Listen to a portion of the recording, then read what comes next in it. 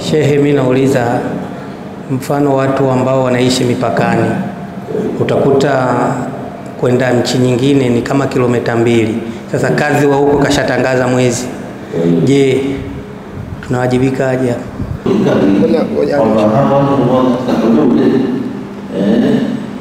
Wao washakuwa na hukumu moja, kwa sababu tunaambiwa katika sheria ya Kiislamu watu wakiwa wamepakana, yani ile ubali wao ni kupakana, sio nchi mpaka nchi nyingine, wanakuwa na hukumu za kushikana. Kwa mfano sisi hapa Tanzania, Kenya, Uganda, sisi ni watu ambao tuliopakana. Ukiwa Uganda kwenda huko, actually sisi Tanzania hapa, usihukumu Uganda sana na Kenya. Nasema sisi Tanzania kwa mfano tumepakana na Kenya, tumepakana na Uganda. Ilikuwa nyuma ya Uganda huko hayatuhusu sisi. Sisi watu tuliopakana pale tunakuwa hukumu yetu ni moja, kwa sababu ya ukaribu wa machomozo ya jua, ukaribu wa machomozo ya jua. Lakini ikiwa imethibiti kwamba huu mpaka uko katika bara fulani na huu mpaka mwingine uko katika bara jingine ambayo haya mabara uchomozo wa jua unapishana, hukumu inarudi kule kule. Sasa atakiwa yule raia ndio define mwenyewe, atacheza na sheria au atakuwa na istiqama katika sheria. Ikiwa kuna dharura ya kumtoa aende mji mwingine, kwa dharura hiyo itazingatiwa.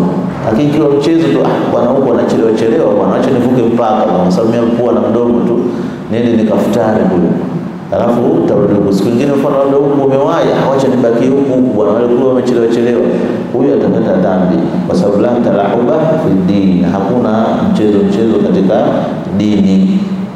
Kuna mchezo katika dini, inatakiwa uwe na msimamo. Hata sisi tunaofuata wale muqallidun ambao sisi kuwafuata wanachuoni, tunayo ruhusa ya kuwafuata maimamu wote ambao mu'tabara katika Ahlus-Sunnah wal Jamaa. Maimamu wao ni 4, ambao hata ulama wote wanaokuja watu watazungumza yandarijuna fi haulai au maimamu 4 utifiki. Tena ukitaka kujua umuhimu hawa, wapo wanachuoni wa hadithi ambao kubwa wazito katika masala ya hadithi. Maana mara nyingine tunamurika kwamba iko hadithi inasihi si au dhaifu. Hao pia wamewafuata hawa maimamu 4, kwa sababu wao wamezungumza kwa ule umoja wao wote. Hauwezi ukaja wewe sasa hivi ukazua kitu kikakosekana kuzungumza na mmoja hawa. Kwa utakuta hata wale wanachuoni ambao walikuwa ni muhadithun wakubwa kama kina Mulaqari, kina Suyuti, kina Bukhari, kina Imam Nawawi, pia wote walikuwa na madhhabi yao. Utaona mtu anatajwa atakuwa Shafi'i, anatajwa atakuwa Hanbali, anatajwa atakuwa Maliki, anatajwa namna hiyo, huyo atakuwa Hanafi.